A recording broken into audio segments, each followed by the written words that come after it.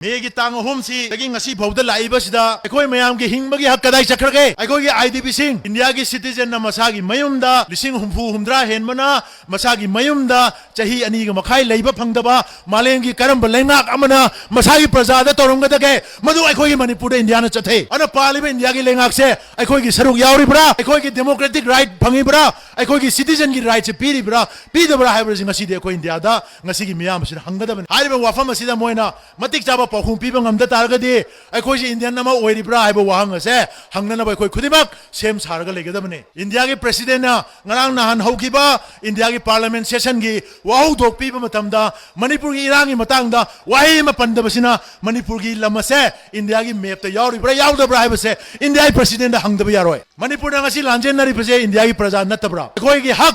अखोय की कॉन्स्टिट्यूशन पीबा गारंटीज अखोय की लंबी चनिंग मफम चटप फंगदबा अखोय की इरमदम थबक सुब फंगदबा अखोय की कांगलु फुरुप सिंगा नुसी चानना लेमिनबा ngamdabase मसी फंगंद्रिबसे इंडिया लेंगा की राइट टू अखोय द कराय द पीरिगे मसी की राइट से पीबा ngमोइदबो ओरगदी इंडिया गवर्नमेंट मणिपुर थादोक पिरो हाइदना खुल्लो लगा इंडिया गवर्नमेंट चखिनबा हाइबा ताबने अदुना अखोय की अरोइबा खोलाय ओइबा ताबने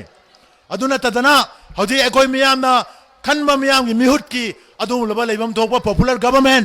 थबक तौबा ngamdre हाइदना मिनमगा मोइना मपांगन सुपीदबा मिनमगा मिहालगा प्रेसिडेंट रूल ने हाइदना तोंगान तोंगान बा इंडिया दगी थारकपा मणिपुर कईसु खंगदबा मिहुत अहुम मरी थाजलगा लेंगाक हले सही अमा लेंगाक पसिदा कांगखोंग चाइरे मियाम की सेंटिमेंट खंगदे मियाम की अवाबा उदे थोकपा थोकपा याने याना पैसा पिरकपदो कमाई कमाइना कदाई डिसीजन नगदगे हाइबदु तौर तौरगा चेजेट खरा दा प्रेस नोट खरा थोगा सुम लेरे हौजिक चाही अमा हेना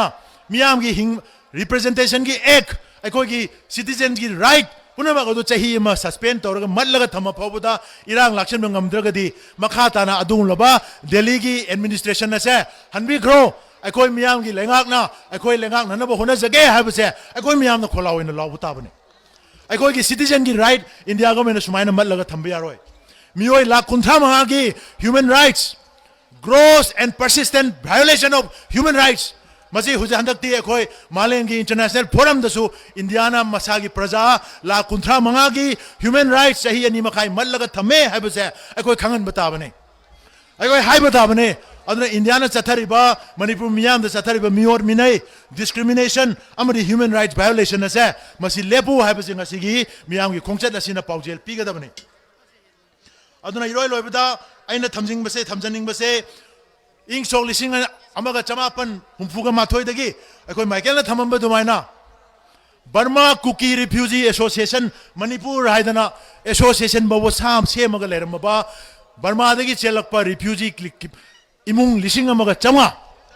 हाइबा इमुंग लिसिंग अमगा चमा सि इंडियाना पुसलगा मणिपुर खुंदा लेता हनखरगा मकोयदा शेड्यूल ट्राइब ने हाइदना फाइरगा मकोयना लेखिबा चिंगी लमसिंग असे मसिदा मैतैना खुंताबा यारोय मैतै चंगबा यारोय मकोयगी लम असे कनामतन लौबा यारोय हाइदना इंडियाना मोगी दमुदा कंथोगा थमिसे मयाम यानिंगब्रा यानिंगदब्रा मकोयगी मरक्तगी खुलाई पाइबा मयाम अम थोले मकोयगी मरक्तगी एनी कुकी ट्राइब हाइदना सुंगै लेतबा ट्राइब अमगी ममिंग फबा इंडिया गवर्नमेंट शेड्यूल ट्राइब की लिस्ट हापचलकांदा एमएलए फबा यावरे अदुगा मखोय मयाम अदुना मणिपुर थुगाइननबगी सरौ लांग मयाम अम चथहनबदा इंडिया गवर्नमेंट तुमिना लैरिबसे हौजिकति मितोमना लागलकांदा लेबा असिदा मितोमना खुलिंगगा अखोयगी हाईवे सिंगदा थिंगबा फनबा पुनमक तौसलकांदा अखोयगी हिंगबगी हक फौबा मितोमना मल्लकबा मतमदा इंडिया गवर्नमेंट करिमता तौद्रिबसे मियाम की डिमांड तौरगा लैरिबा एनआरसी नत्रगा मानबा थौसिलमना 1961 की मतुंग द चंगखरिबा मितोप सिंह अममतंग ओइना लोइना खंदो कांदा शेड्यूल ट्राइब ओइरगना कथटकदबने अखोगी इंडिजिनस सिटीजन ने हाइरम मगना मोइसी इमिग्रेंट नि हाइदरा मोइसी तोंगानबा स्टेटस अमा पीरा कांदा खंदोगा थंगदबनी हाइबसे मखोइदा पॉलिटिकल राइट पिबम थोकते मखोइदा लैंड राइट पिबम थोकते हाइबा वफम सिंगसे असम द तौरि दुमाइना अखोइदसु तौगदबनी हाइबसे अखोइ मयाम की डिमांड ओइगदबनी अखोइना मितोप खंदोपा ngamद्रबा नोमनोमगी अखोइ से इसिंग चाउना लाक्सलको दुमना लाक्सलकांदा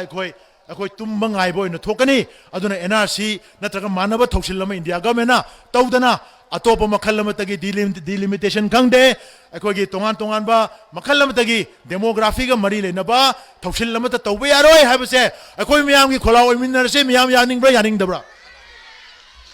अदुना हाइरिबा पुनमक सिंगसे अखोइ ngasi gi numit asida ꯑꯩꯈꯣꯏ ꯄꯨꯝꯅꯃꯛꯅ ꯁꯥꯈꯤ ꯑꯣꯏꯔꯀꯥꯟꯗ ꯋꯤꯠꯅꯦꯁ ꯑꯣꯏꯔꯀꯥꯟꯗ ꯉꯁꯤ ꯊꯣꯛꯂꯛꯈ꯭ꯔꯤꯕ ꯂꯝꯕꯤꯗ ꯊꯣꯛꯂꯛꯈ꯭ꯔꯤꯕ ꯃꯤꯑꯣꯏ ꯂꯥꯛ ꯂꯥꯛ ꯀꯌꯥ ꯑꯁꯤꯒꯤ ꯄꯥꯎꯖꯦꯜ ꯑꯁꯤ ꯏꯟꯗꯤꯌꯥ ꯒꯚꯔꯟꯃꯦꯟꯠꯗ ꯆꯞ ꯆꯥꯅ ꯑꯩꯈꯣꯏ ꯊꯝꯅꯅꯕ ꯁꯦꯝ ꯁꯥꯃꯤꯟꯅꯁꯤ ꯉꯁꯤ ꯂꯧꯒꯗꯧꯔꯤꯕ ꯋꯥꯔꯦꯞ ꯑꯁꯦ ꯃꯁꯤꯗꯒꯤ ꯈꯣꯡꯐꯝ ꯑꯝꯇ ꯍꯟꯗꯣꯛꯇꯅ ꯋꯥꯔꯦꯞ ꯑꯁꯤ ꯏꯟꯗꯤꯌꯥ ꯒꯚꯔꯟꯃꯦꯟꯠꯅ ꯊꯕꯛꯇ ꯑꯣꯟꯊꯣꯛꯇ ꯇꯥꯔꯒꯅ ꯏꯟꯗꯤꯌꯥ ꯒꯚꯔꯟꯃꯦꯟꯠ ꯑꯁꯤ ꯃꯅꯤꯄꯨꯔꯗ ꯑꯩꯈꯣꯏꯅ ꯅꯟ ꯀꯣꯑꯣꯄꯔꯦꯁꯟ ꯃꯨꯚꯃꯦꯟꯠ ꯑꯩꯈꯣꯏ ꯃꯌꯥꯝꯅ ꯏꯟꯗꯤꯌꯥ ꯒꯚꯔꯟꯃꯦꯟꯠꯅ ꯀꯣꯑꯣꯄꯔꯦꯁꯟ ꯄꯤꯗꯕ ꯊꯕꯛ ꯐꯥꯎꯕ ꯑꯩꯈꯣꯏ ꯇꯧꯅꯅꯕ ꯁꯦꯝ ꯁꯥꯔꯒ ꯂꯩꯁꯤ ꯑꯍꯥꯟꯕꯗ ꯐꯖꯅ ꯋꯥꯔꯤ ꯁꯥꯁꯤ ꯃꯔꯝ ꯆꯥꯅ ꯑꯩꯈꯣꯏꯒꯤ ꯋꯥꯔꯦꯞꯁꯤꯡ ꯑꯁꯦ ꯄꯨꯊꯣꯔꯛꯄ ꯃꯇꯝꯗ ꯐꯖꯅ ꯃꯣꯏꯗ ꯍꯥꯏꯁꯤ ꯑꯗꯨ ꯃꯣꯏ ꯊꯕꯛ ꯑꯣꯟꯊꯣꯛꯄ꯭ꯔꯥ ꯑꯣꯟꯊꯣꯛꯇꯕ꯭ꯔꯥ ꯌꯦꯡꯃꯤꯟꯅꯁꯤ ꯀꯔꯤꯒꯨꯝꯕ ꯑꯣꯟꯊꯣꯛꯇ ꯇꯥꯔꯒꯗꯤ ꯉꯁꯤ ꯊꯣꯛꯂꯛꯏꯕ ꯃꯤꯌꯥꯝ ꯑꯁꯦ ꯃꯁꯤꯗ ꯅꯠꯇꯅ ꯂꯦꯝꯍꯧꯔꯤꯕ ꯌꯨꯝꯗ ꯂꯩꯍꯧꯔꯤꯕ ꯃꯌꯥꯝꯁꯨ ꯂꯣꯏꯅ ꯊꯣꯛꯂꯛꯑꯒ ꯂꯩꯕꯥꯛ ꯀꯟꯅꯅꯕ ꯑꯔꯣꯏꯕ ꯈꯣꯡꯐꯝ ꯑꯗꯣ ꯊꯥꯡꯅꯅꯕ ꯑꯩꯈꯣꯏ ꯁꯦꯝ ꯁꯥꯃꯤꯟꯅꯁꯤ ꯃꯊꯧ ꯇꯥꯔꯦ ꯇꯨꯡꯗ ꯂꯥꯛꯇꯒꯗꯧꯔꯤꯕ ꯏꯆꯥ ꯏꯁꯨꯒꯤꯗꯃꯛꯇ ꯊꯋꯥꯏꯁꯦ ꯊꯥꯗꯣꯛꯑꯁꯨ ꯊꯥꯗꯣꯛꯑꯝꯕ ꯇꯥꯕꯅꯤ ꯍꯥꯏꯕ ꯋꯥꯐꯝ ꯑꯁꯤꯅ ꯑꯩꯈꯣꯏꯒꯤ ꯂꯦꯡꯗ꯭ꯔꯕ ꯈꯣꯜꯂꯥꯎ ꯑꯣꯏꯃꯤꯟꯅꯁꯤ ꯍꯥꯏꯕ ꯋꯥꯐꯝꯁꯦ ꯍꯥꯏꯔꯒ ꯇꯦꯟꯁꯤꯟꯖꯒꯦ ꯏꯃꯥ ꯂꯩꯄꯥꯛꯅ ꯌꯥꯏꯐꯔꯦ